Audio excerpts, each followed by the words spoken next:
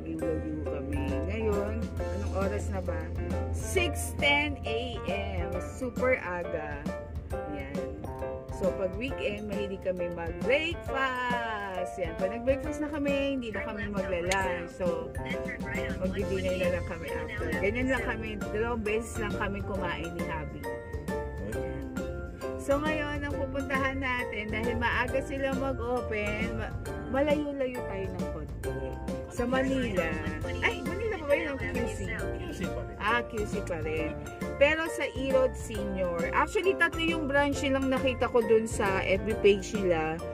Yung Shangri-La, Katipunan, tsaka itong sa Hemedy Square sa may Erod Senior.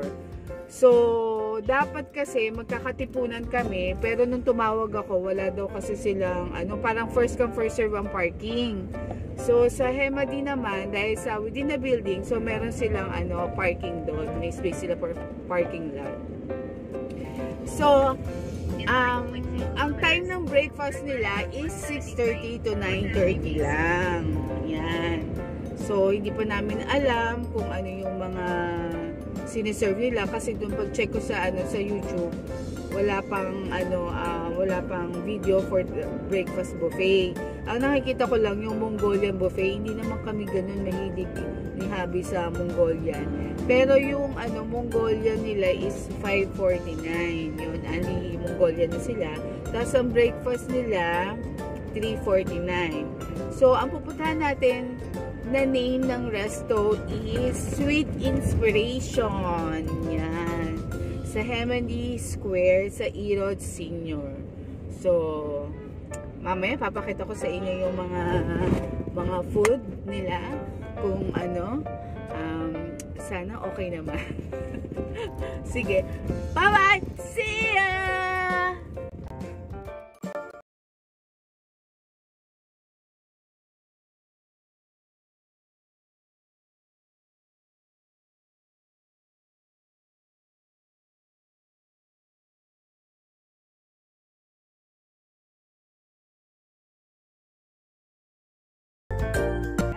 Nandito na tayo sa building. Open na daw, sabi ng guard. Yun ang aga-aga. Sweet Inspiration. Yes, sa Sweet Inspiration. Dito na lang? Diba? Mas maganda talaga maaga kasi para makuha mo ng buo. Dito sa wala pa masyang masyadong tao. Sana. Ayan, para maganda. Hello, honey. Nahihiya siya kaninang umaga. Good morning.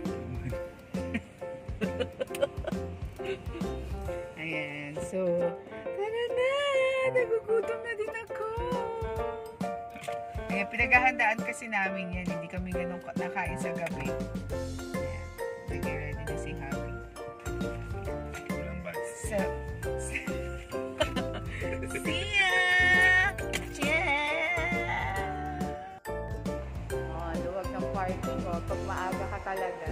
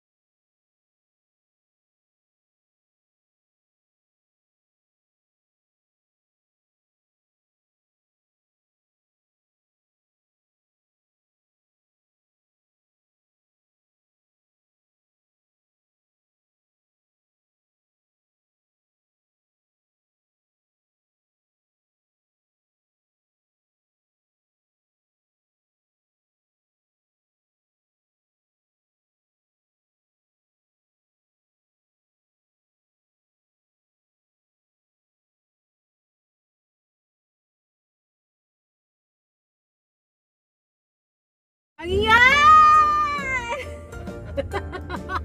Mukhang busog ka na, Hanay. Ayan! Grabe!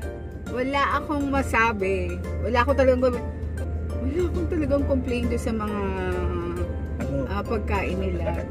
Kahit konti, pero alam mo yun, yung busog much ka, tapos satisfied ka pa. Solid ba? Yes. Mabait pa yung yung nagsaserve. Ayan. So, ang ganda ng ambience niya. Very cozy. Yes, syempre kami unang customer. Kaya nakuhanan ko ng maganda na walang tao. Tapos, wala pang kumuha ng food. Yes, yun. So, ito yung mga nakain namin. Lahat kailangan tinikman ko na kung masarap ba siya. Yan. Kasi sabi ko kay Hani, kailangan tikman ko lahat yan para may masabi ako. At alam mo ba ang unang nakita niya na nagustuhan niya ay yung dilis na boneless. Yan. Sabi niya maalat pero sa akin hindi. Ito yung mga food na namin ha. First, syempre nandun yung mga yung sa drinks. Sige, sa drinks muna. Sa drinks may iced tea sila, may orange mango, tapos may coffee sila. Ayun. Tapos sa main naman, doon sa may breakfast nila, champurado, pansit, yung pansit gisado ba yun pa? Pansit gisado. Tapos dalawa yung rice nila is yung plain tsaka sinangag. Tapos longganisa. Yung longganisa nila para skinless longganisa siya na matamis. Ganon. Yun, tapos yung dilis na boneless. Na yung maliliit lang. Yun. Tapos tuyo. Yan. Hindi naman boneless dilis. Parang boneless. Yun kasi yung hindi. Boneless yun. Kasi yun yung yung binili ko sa'yo. Yun yung ganun yung itsura niya pa. Nakalagay ba boneless dilis? Siyempre hindi nakalagay doon sa pack. Nakalagay. Dilis lang. O diba mag-away daw kami. Ako yung bumibili ng mga mga gusto niya. Anyway, yun. Tapos meron silang buttered na vegetables. Yung simple lang. Pero nasarapan ako. Tama lang doon sa nila. Sa half cook na na gulay nila. Ano pa? Yun nga, yung tuyo. Yung tuyo, ayoko kasi yung gusto ko yung nalalaglag yung yung laman niya, hindi yung yung dikit. Nahirapan akong gano'n. Kaya kinamay ko na lang. Okay naman, hindi siya ganun makate or maalat. Yung iba kasi ganun yung lasa eh. Ano pa bang kulang ko? At syempre, biruin mo, may puto bongbong sila. Nagulat ako, may puto bongbong. At legit na puto bongbong talaga siya. Galapong talaga siya. Ayan. Sabi ko, ba't wala kayong sugar? Tapos sabi niya, may sugar doon sa may coffee ko. Kuha daw niya ako. Hindi, wala. Dapat may separate sila. Ayun. Nahuli. Naglabas sila ng brown sugar. Hindi ko alam kung brown sugar o muscovado siya. Ayun. Ano pa ba? Tapos may nahuli. Pancake. Nakita ko. Syempre, pinicturean ko. Lahat ng mga pagkain doon, pinicturean ko para mapakita ko sa inyo kung ano talaga yung hinahanda nila. Pero minsan ata nagpapalit din sila. Parang kaninang may isang customer, may hinahanap siyang tapa. Sabi, ay ma'am, nung nung last week, tapa. Siguro dahil nagsasalita sila yung either longganisa, gano'n. Pero masarap naman siya. Ayan. Ano pa ba? May nakalimutan pa ba ako na Papa? Masarap yung pistachio. Ayun! So, yung kung gusto nyo mag-dessert, separate yun sa bayad. Pero mura lang yung dessert nila. Yung, syempre, yung favorite ko, ang in-order ko, chocolate mousse. Sa kanya, pistachio sa San Rival. Kasi siya, favorite niya talaga ang San Rival. Kasi ang available lang daw na slice, yung classic na San Rival, tapos pistachios, tsaka yung chocolate mousse. Yung chocolate mousse, 80 pesos lang siya. Tapos, yung pistachio San Rival is 110. So, yung buffet pala, ayun, before makalimutan, yung buffet pala nila is 3:49. Ang start ng ano nila, ng breakfast time nila, 6:30 to 9:30 lang. Pero yung last nan is 9:45. Okay, last call. Oh, last call na nun, 9:45. So, yun, masarap siya, tsaka mabait yung nagsuserve. So, parang ano sila, attentive, gano'n. Actually, isa lang yun eh. Oo, isa lang. Maliit lang naman yung ano, yung place, pero okay na din yun. Tapos, natanong ko nga sa kanya kung matagal na sila doon. Sabi niya, yes po, matagal na po kami dito. Sabi niya, 7 years na pala yun. Yung Hemady Building yan. Hanapin nyo lang Hemady Building. Nandun lang sila sa 3rd floor ng Hemady Building. Dati pala yung mall. So, maraming ano daw nung dating tenant. Yan, commercial building siya. Eh, parang feeling ko wala na masyado. Pero yun, punta lang kayo, masarap talaga. Hindi kayo magsisis for only 349. Sulit na talaga siya. So, papakita ko na lang sa inyong video, sa video niyo yung mga complete set ng food nila. Tsaka yung drinks nila. Tsaka meron pa silang ibang binibenta. Kasi bake shop din kasi yun eh. Meron sila, kung nakita ko mga ensaymada. Yan, may nakita ako doon. Yung mga ibang ano nila, mga pastries nila. Yun. So, bili na kayo! Punta na!